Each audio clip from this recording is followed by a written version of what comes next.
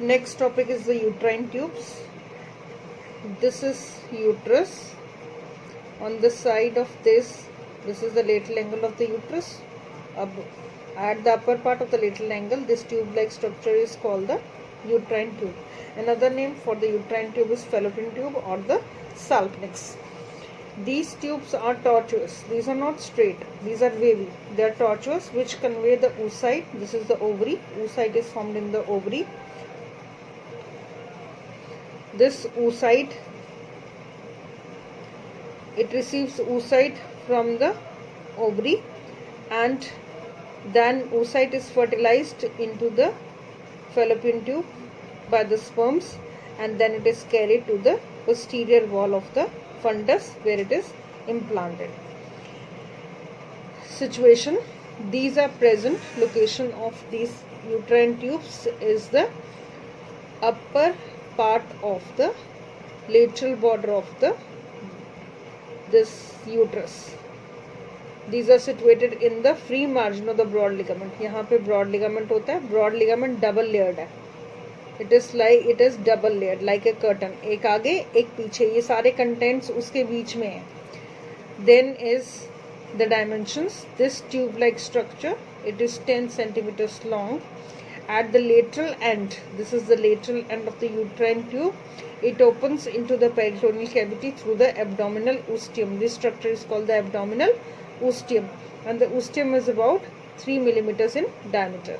Now the subdivisions of the uterine tube.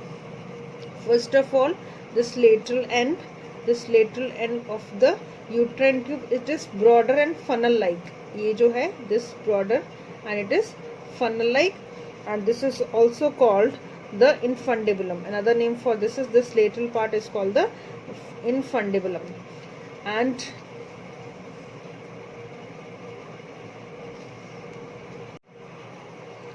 this is infundibulum.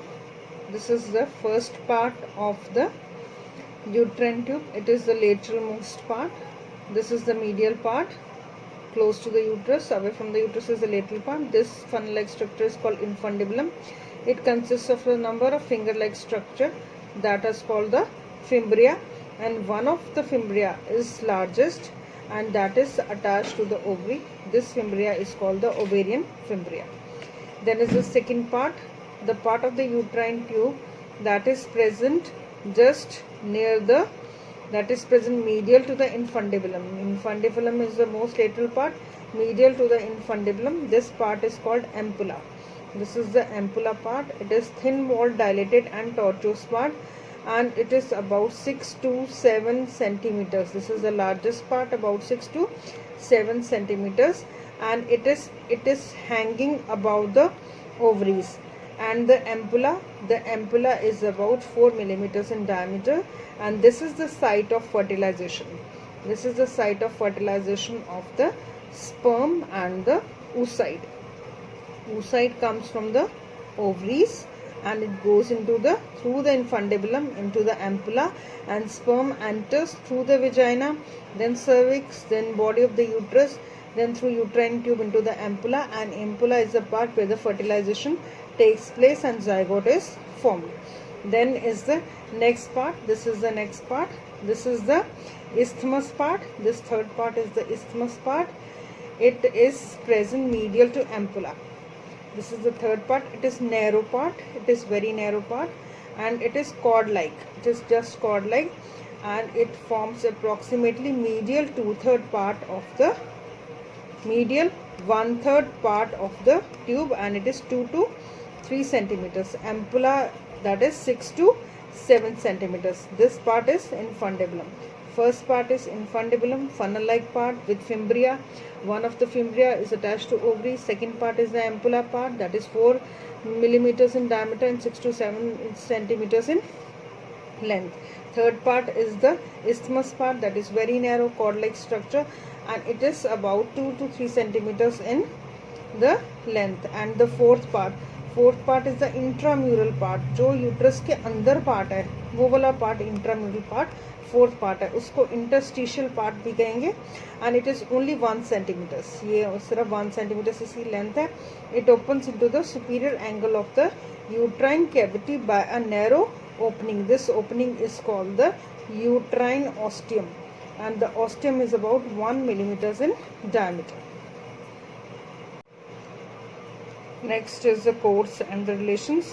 This is the isthmus part and this is the ampulla part.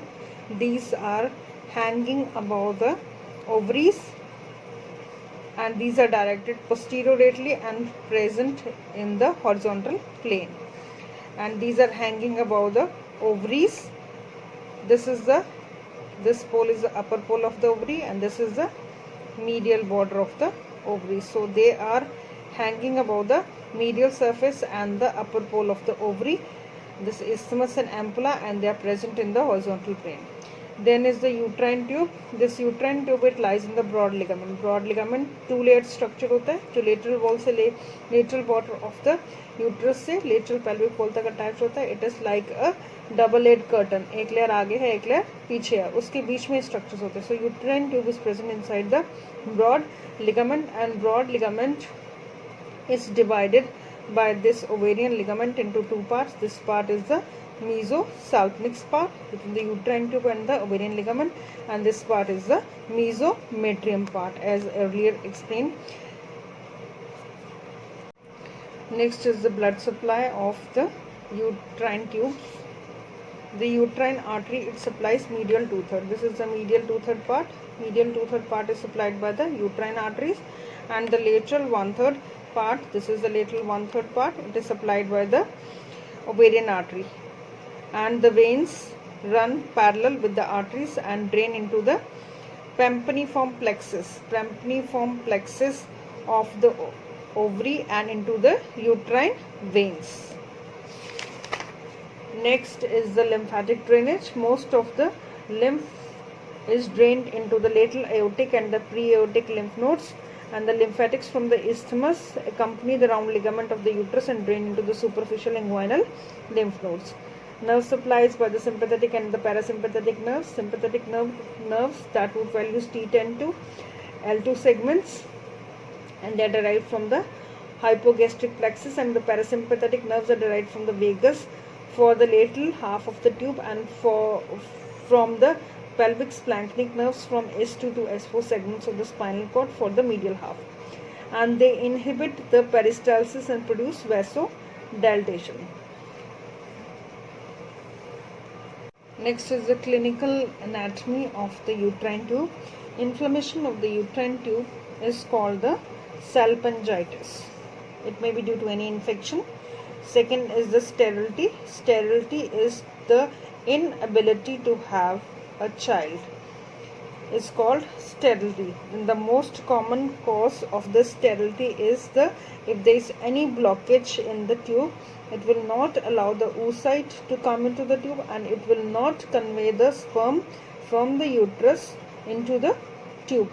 So sterility is due to the blockage of the uterine tubes. Next is tubal pregnancy. As we have come to know, spermatozoa, it comes through vagina into the cervix, then body of uterus, then into the ampulla of the uterine tube, and the oocyte comes from the ovaries into the ampulla, and fertilization takes place into the ampulla. After that, the fertilized ovum is carried into the posterior wall of the uterus for implantation. But sometimes after fertilization, the fertilization is taking place into the ampulla of the sperm and the ovum. The fertilized ovum, it is not able to go to the posterior wall of the fundus of the uterus. It remains into the tube itself. That is called the tubal pregnancy. It is adherent to this. And tubectomy means for the purpose of family planning. A woman can be made sterilized by removing, if the segment of the uterine tube is removed, then oocyte is not conveyed to the uterine tube, and sperm is also not conveyed to the uterine tube. That leads to the sterilization of the women, So this is called tubectomy. Removing the section of the removing a section of the uterine tube is called tubectomy. That is called tubectomy.